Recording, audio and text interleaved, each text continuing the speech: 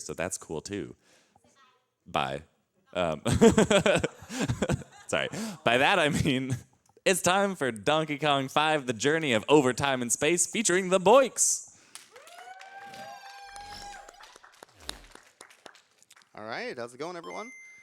This is Donkey Kong 5: The Journey of Overtime in Space, which is a Chinese bootleg Game Boy game made by Syntax. It also has a couple other names, including Super Mario Sunshine, 2003 Digimon Sapphire, as well as Harry Boy in the Chamber of Secrets, which is a Harry Potter game. Totally. So there's a very strong lore here. We will, I guess, I don't know if we have time to watch this lore or not, but you know what? Just start the timer. Let's just good enough. We'll count it as part of the timer for it. So essentially, the story of the game is we are Donkey Kong. Our girl has been stolen, and the whole world is starving. So because we don't have any food, we're going to starve to death, which is why we're going to turn into Diddy Kong. It makes perfect sense. Yeah. We just didn't have enough to eat. The famine made me thinner and thinner, you know. That happens. Very standard. And pretty much it's up to us to go on a quest to find food so we're not hungry anymore. Donkey Kong 5, The Journey of Overtime in Space. You can tell it's fast because there's a 5, but it's fast. All right, let's go. So we already started the timer. That's perfectly fine. We'll go down this third pipe, which is technically faster than the first one by like 1 frame because of slowdown. So, we picked up meat from Castlevania, turned into Donkey Kong, and the main speed tech in this game is this donkey hover. If I mash the jump button and the run button, I will fall at a 45-degree angle, which is way faster than falling normally, because normally you just fall like a complete rock. And we're going to use that to beat this very original game. There we go, beat the first stage already. Yay. Yeah, first try.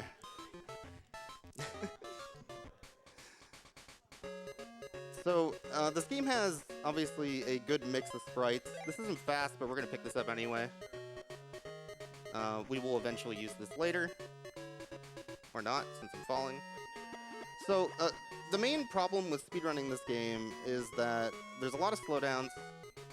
There's sort of permanent ice physics, and the game just isn't really made super well. On the plus side, we can Hadoken, so, you know, minor upgrade from DK's normal abilities. We're going to take a secret path here. I bet nobody's ever seen this before. There's no way that this leads to 3 pipes. Nope. Oh my goodness, it does. And of course, we'll take the way left one, go to World 4. We already have the Hadoken, so we will skip picking up another Hadoken here. Basically, I'm sure you already get the gimmick of this game.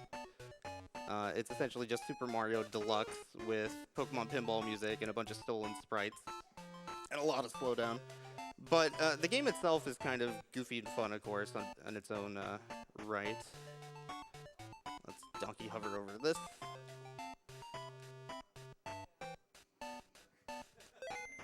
There we go. And done with that stage.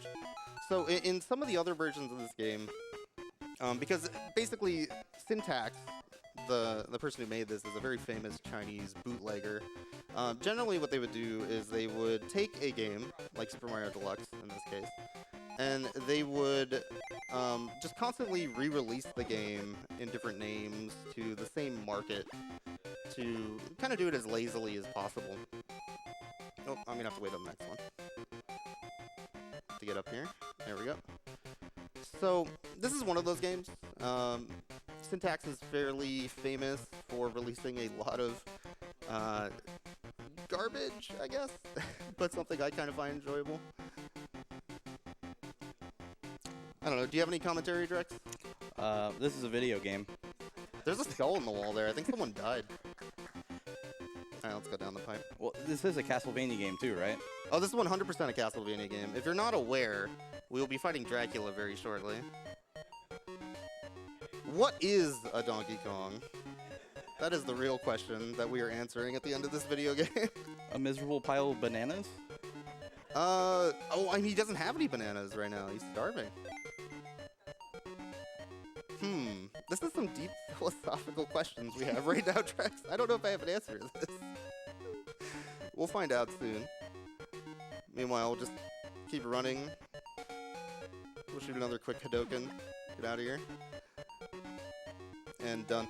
So, in the Super Mario Sunshine, which is Mario with 2 R's version of this game, this flagpole at the end, if you don't get the 100 at the way bottom of it, it immediately game overs and you lose all your lives.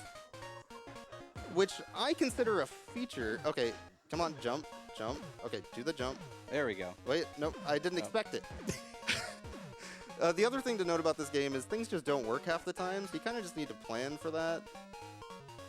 Not to say there isn't actually a really good run in this game. For some reason, the leaderboard for this game is actually fairly popular with a, like, I think 5:30 time or something right now. I'll wait for that. I don't know why that surprises you. This is a very good game. It's a game. There we go. Alright, we'll wait on the bat here.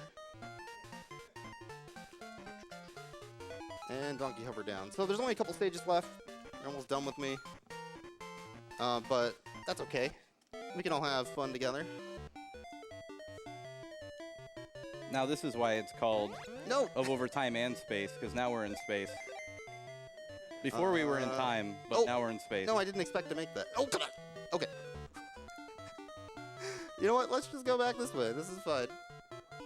The game, Okay, so like I said, there's permanent ice physics in this game, and I'm making it look a little bit easier than it is, because I kind of have already adjusted to it. But every once in a while, your character just kind of does their own thing. Alright, let's try and skip a cycle here. There we go. I'll have to wait on this, because otherwise I will jump right into it, and that is just as slow as waiting. Alright. Finally ready to get to Dracula's castle. Finish this Castlevania clone.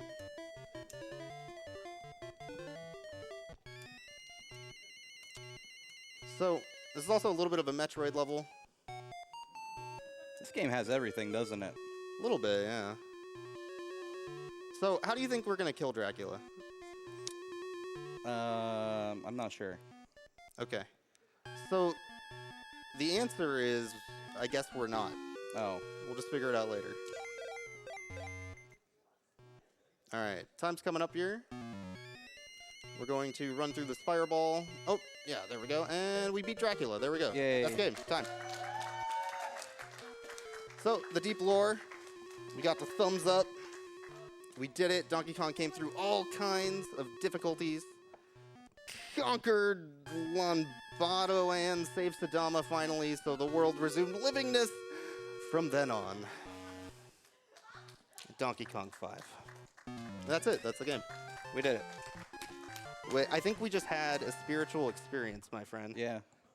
I feel different now. Everything has changed for me.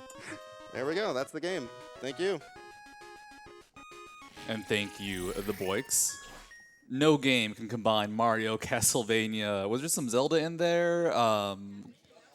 DuckTales, just Pokemon Pinball. No game has every game in it besides Donkey Kong Country 5, The Journey of Over Time and Space. So thank you one more time. We do have a $100 donation coming in from Anonymous, just saying heart.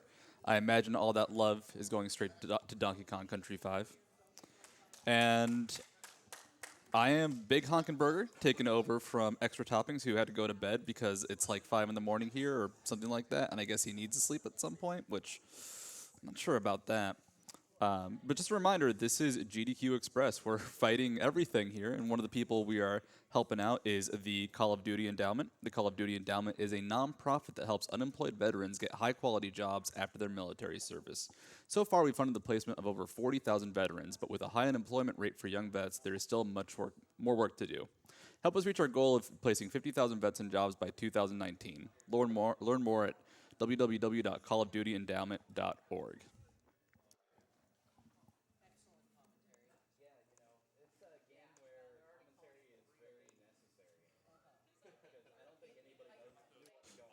Coming up next, we got Minute by Rogue Link, a fun little indie game.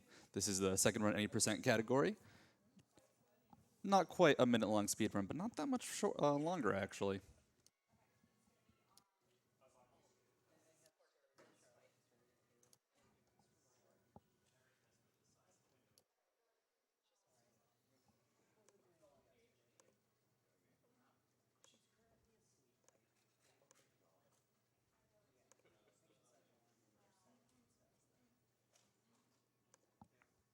We have a $5 donation from Anonymous saying, "Love that you guys are out there raising money for charity, blowing my mind with your speed gamery."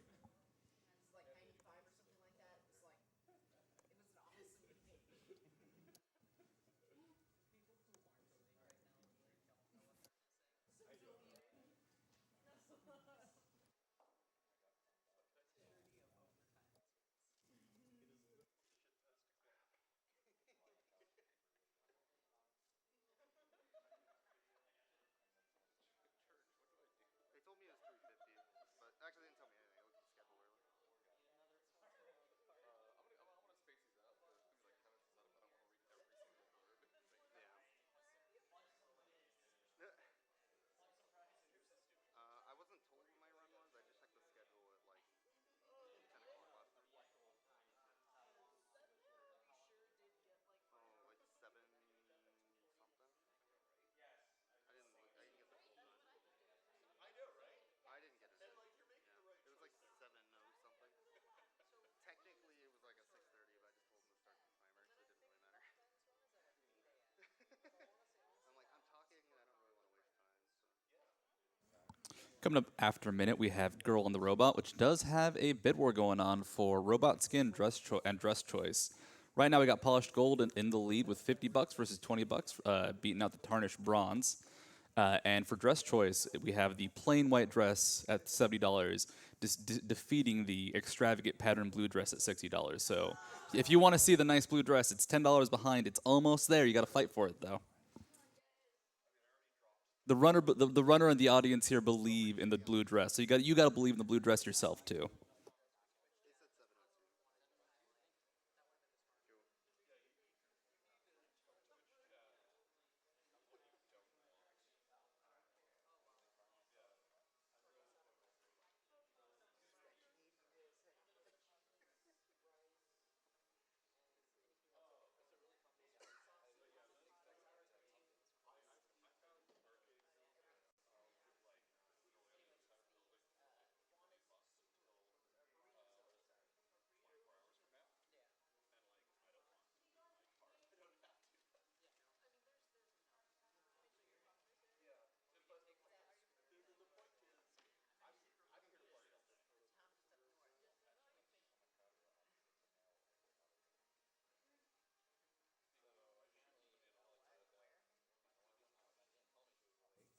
We have a $10 donation from MIDI saying thank you to everyone at GDQ for going at this yet again this year and working hard behind the scenes and on them.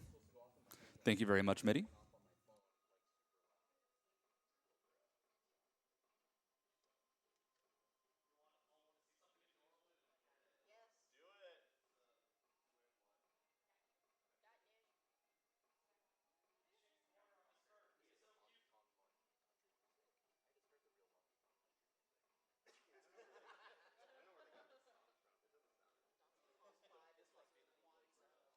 original bootleg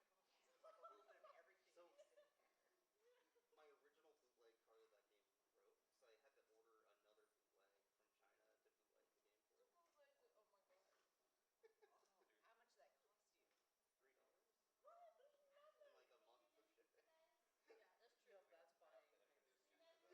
And like a month of shipping. GDQ Express is also supporting Doctors Without Borders. Doctors Without Borders / Médecins Sans Frontières, sorry about my French, is an international independent medical humanitarian organization that delivered emergency aid to people affected by armed conflict, epidemics, malnutrition, natural disasters, and exclusion from healthcare in 69 countries in 2015. On any one day, thousands of individuals representing dozens of nationalities can be found providing assistance to people caught in crises around the world. They are doctors, nurses, logistics experts, administrators, epidemiologists, laboratory technicians, mental health professionals, and others who work together in accordance with MSF's guiding principles of humanitarian action and medical ethics. The organization received the Nobel Peace Prize in 1999.